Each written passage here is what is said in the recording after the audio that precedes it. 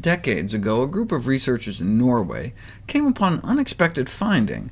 Alcohol consumption was associated with liver inflammation, no surprise, but a strong protective association was found for coffee consumption. These findings were replicated in the US and around the world. Those at risk for liver disease, those who drank a lot of alcohol or were overweight and therefore at risk for fatty liver disease, appeared to cut their risk in half if they drank more than 2 cups of coffee a day. Liver cancer is one of the most feared complications of liver inflammation. Hepatocellular carcinoma is the 3rd leading cause of cancer death. Furthermore, it has a rapidly rising incidence in the United States and Europe, largely driven by the burden of hepatitis C infection and fatty liver disease. Putting together all the best studies done to date, those drinking the most coffee had half the risk of liver cancer compared to those that drank the least. Since this meta-analysis was published, a new study found that male smokers may be able to cut the risk of liver cancer more than 90% by drinking 4 more cups of coffee a day. Of course, they could have also stopped smoking. It's like if you look at heavy drinkers of alcohol. Drinking more coffee may decrease liver inflammation, but not as much as drinking less alcohol. Liver cancers are among the most avoidable cancers, through hepatitis B vaccination, control of hepatitis C transmission, and reduction of alcohol drinking.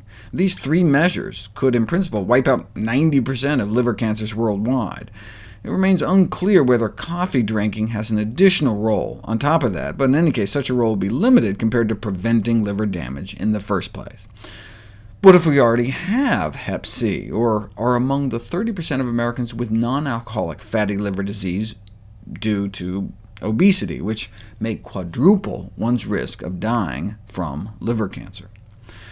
Well, coffee seems to help with hepatitis C, reducing liver damage, disease activity, and mortality, seems to help reduce the risk of developing liver cancer. Only the lack of randomized trials, interventional studies on the topic, prevents us from considering the protective effect of coffee as fully ascertained. But we didn't have such trials until now. A randomized controlled trial on the effects of coffee consumption in chronic hepatitis C. 40 patients with chronic hep C were randomized into 2 groups. The first consumed 4 cups of coffee a day for 30 days, while the second group remained coffee abstinent, and then the group switched for the second month. Now, 2 months is too soon to detect changes in cancer rates, but they were able to demonstrate that coffee consumption reduces oxidative DNA damage, increases the death of virus-infected cells, stabilizes the chromosomes, and reduces fibrosis, all of which could explain the role coffee appears to play in reducing the risk of disease progression and of evolution to cancer. So, is it time to write a prescription for coffee for those at risk for liver disease? Some say no. Although the results are promising, additional work is needed to identify which specific component of coffee is the contributing factor in reducing liver disease and related mortality. There are more than 1,000 compounds that could be responsible for its beneficial effects. That's such a pharmacological worldview. Why do we have to know exactly what it is in the coffee bean before we can start using it to help people? Yes, more studies are needed, but in the interim, moderate daily unsweetened coffee ingestion is a reasonable adjunct to therapy for people at high risk, such as those with fatty disease. Yes, daily consumption of caffeinated beverages can lead to physical dependence.